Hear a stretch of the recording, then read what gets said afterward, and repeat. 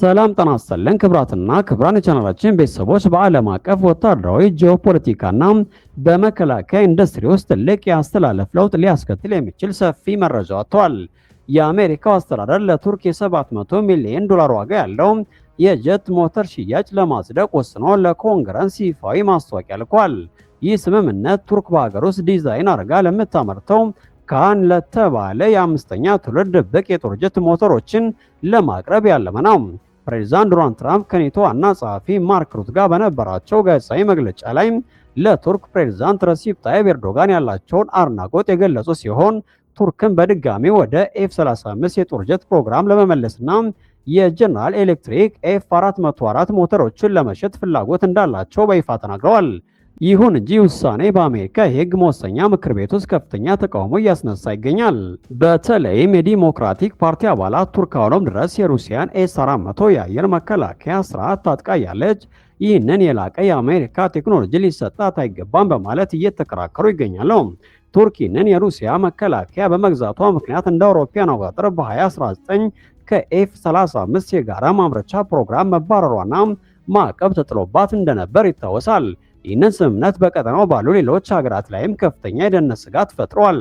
በኢየሩሳሌም በኩል የወጡ መረጃዎች እንደሚያመላክቱት የእስራኤሉ ጠቅላይ ሚኒስትር ቤንያሚን ኔታንያሁ መንግስት በዚህ የአሜሪካ ውሳኔ መደናገጡ ተነግሯል። እስራኤልና ግሪክ የቱርክ ወታደራዊ አቅም ማደግ የራሷን የላቁ የጦር ጀቶች ማምረት በቀጠናው ላይ ያላቸውን የአየር ላይ የበላይነት ሊቀንሰው ይችላል የሚል ከፍተኛ ስጋት አላቸው። በሌላ በኩል በደቡብ እስያ ፓኪስታን ይህንን የቱርክን ካን የጦር ጀት ለመግዛት ቀድማ ትዕዛዝ የሰጠች ሲሆን ይህ ውሳኔ ከቱርክ ጋር ያላትን ወታደራዊ ትብብር ይበልጥ ያጠናክረዋል። በተቃራኒው ግን የህንድ መከላከያ ግዢ ትልቅ ፈተና ገጥሞታል። ህንድ ለሀገር ውስጥ ተዋጊ ጀቶች ከአሜሪካ ልታገኘው የነበረው የኤፍ-404 ሞተር ግዢ ኩባንያው የ300 በመቶ ዋጋ ጭማሪ ማድረጉን ተከትሎ ተስተጓጉሏል ተብሏል። ህንድም የራሷን የጦር ጀት ፕሮግራም ለማስቀጠል ሌሎች አማራጭ የሞተር አቅራቢዎችን እንድትፈልግ አስገድዷታል። ይህ የአሜሪካ የጀት ሞተር ሽያጭ ውሳኔ በመካከለኛው ምስራቅ ብቻ ሳይሆን በደቡብ እስያ እና በኤጂያን ባህር አካባቢ ያለውን የኃይል ሚዛን ሙሉ በሙሉ ሊቀይረው የሚችል ወታደራዊ ክስተት ሆኗል። በኢየሩሳሌም የሚገኘው የቤንያሚን ኔታንያሁ መንግስት ከዋሽንግተን በኩል እንዲህ አይነት እርምጃ ይጠበቃል ተብሎ ባለመገመቱም ውሳኔው እስራኤልን በከፍተኛ ሁኔታ አስደንግጧታል።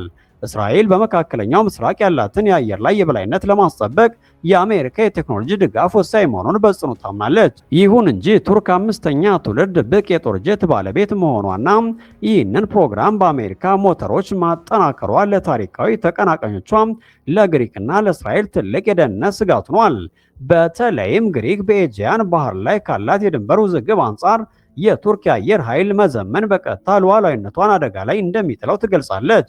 በተመሳሳይ ሰዓት በደቡብ እስያ ያለው ወታደራዊ ፉክክር በዚህ ስምምነት ምክንያት አዲስ መልክ ይዟል። ፓኪስታን ከቱርክ ጋር ያላትን ጥልቅ ወታደራዊ ወዳጅነት በመጠቀም ለካን የጦር ጀት ግዢ ትዕዛዝ ማስተላለፏም ታሪካዊ ባላንጋሯን ህንድን በከፍተኛ ሁኔታ አሳስቧታል። ይህ በእንዲህ እንዳለ ህንድ የራሷን ቴጃስ ኤምኬቱና አምካ የተባሉ የላቁ የጦር ጀቶችን ለማልማት ከአሜሪካው ጀነራል ኤሌክትሪክ ጋር የጀመረችው ድርድር በዋጋ ጭማሪ ምክንያት መቆሙ ጉዳዩን ይበልጥ ውስብስብ ያደርገዋል። ጀነራል ኤሌክትሪክ በህንድ ላይ የ300 በመቶ የዋጋ ጭማሪ ማድረጉ ኒው ዴሊ ከአሜሪካ ይልቅ ወደ ፈረንሳይ ሳፍራና ወደ ብሪታንያ ሮልስ ሮይስ ኩባንያ ፊቷን እንድታዞር እያስገድዳት ነው። ይህ በአሜሪካ በኩል የታየው የፖሊሲ መዋዠቅ ዋሽንግተን ለተለያዩ አጋሮቿ የምታሳየው ታማኝነትና ወታደራዊ አጋርነት ጥያቄ ውስጥ የሚጥል ሆኗል። ይህ በቀጠናው የታየው የመሳሪያ ሽያጭ ሽኩቻ በተባባሰበት ወቅት በኢራንና በእስራኤል መካከል ያለው ቀጥተኛ ወታደራዊ ፍጥጫ ከዚህ ቀደም ታይቶ በማይታወቅ ደረጃ ወደ ከፍተኛ ምዕራፍ ተሸጋግሯል። የኢራን እስላማዊ አብዮታዊ ዘበኛ ለእስራኤል እስካሁን ካስተላለፋቸው ማስጠንቀቂያዎች ሁሉ እጅግ ጠንከር ያለውን ይፋዊ መግለጫ ሰጥቷል። በመግለጫው ላይ እንደጠቀሰው ማንኛውም የእስራኤል የጦር ጀት ወደ ኢራን አየር ክልል ለመቅረብ ወይም ለመጣስ ቢሞክር በኢራን የአየር መከላከያ ኃይሎች አማካይነት በአየር ላይ እንደሚመታና ሙሉ በሙሉ እንደሚወድም አስታውቀዋል። ይህ ማስጠንቀቂያ የወጣው በሁለቱ ሀገራት መካከል ያለው የጥላቻና የፍጥጫ ድባብ በከፍተኛ ሁኔታ በበረታበት ወቅት ነው።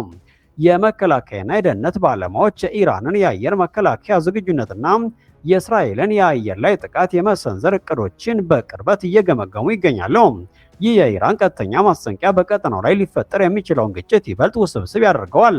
ተንታኞች እንደሚሉት የኢራን መግለጫ የተለመደ የቃላት ጦርነት ወይስ በአየር ላይ ሊጀመር የሚችል ትልቅ ወታደራዊ ግጭት ምልክት ነው የሚለውን ለመለየት አስቸጋሪ ሆኗል እያሉ ነው።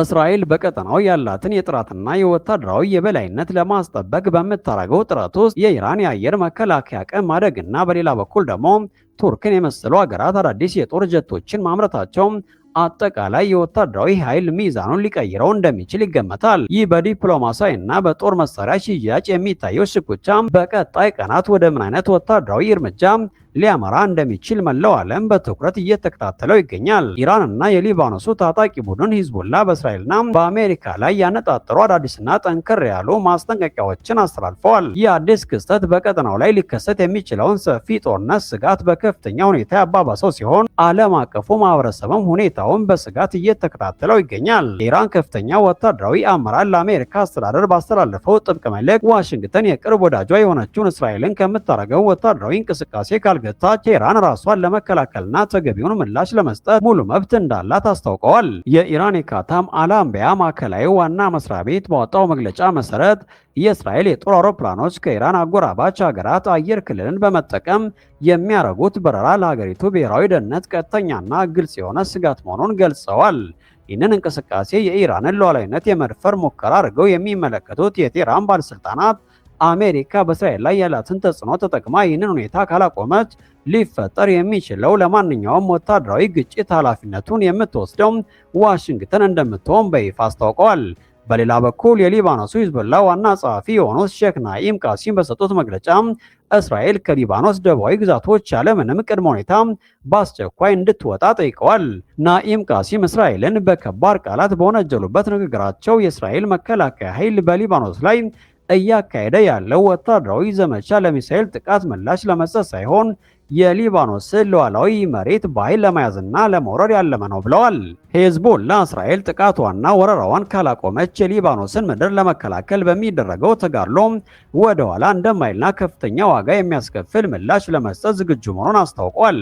እነዚህ ተደራራቢ ክስተቶችና ከቴህራን እንዲሁም ከቤሩት የሚሰሙ ጠንከር ያሉ መግለጫዎች በመካከለኛው ምስራቅ አዲስ ይበልጥ አደገኛ የሆነ የግጭት ምዕራፍ ሊከፈት እንደሚችል አመላካች ሆኗል።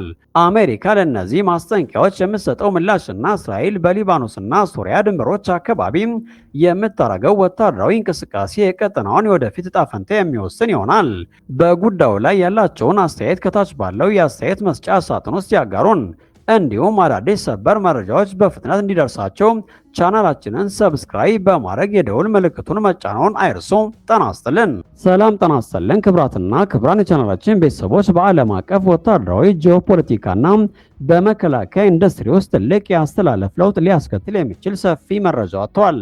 የአሜሪካው አስተዳደር ለቱርክ የ700 ሚሊዮን ዶላር ዋጋ ያለው የጀት ሞተር ሽያጭ ለማጽደቅ ወስኖ ለኮንግረስ ይፋዊ ማስታወቂያ ልኳል። ይህ ስምምነት ቱርክ በሀገር ውስጥ ዲዛይን አድርጋ ለምታመርተው ካን ለተባለ የአምስተኛ ትውልድ ድብቅ የጦር ጀት ሞተሮችን ለማቅረብ ያለመ ነው። ፕሬዚዳንት ዶናልድ ትራምፕ ከኔቶ ዋና ጸሐፊ ማርክ ሩት ጋር በነበራቸው ጋዜጣዊ መግለጫ ላይ ለቱርክ ፕሬዚዳንት ረሲፕ ታይብ ኤርዶጋን ያላቸውን አድናቆት የገለጹ ሲሆን ቱርክን በድጋሚ ወደ ኤፍ-35 የጦር ጀት ፕሮግራም ለመመለስና የጀነራል ኤሌክትሪክ ኤፍ-404 ሞተሮችን ለመሸጥ ፍላጎት እንዳላቸው በይፋ ተናግረዋል። ይሁን እንጂ ውሳኔ በአሜሪካ የሕግ መወሰኛ ምክር ቤት ውስጥ ከፍተኛ ተቃውሞ እያስነሳ ይገኛል።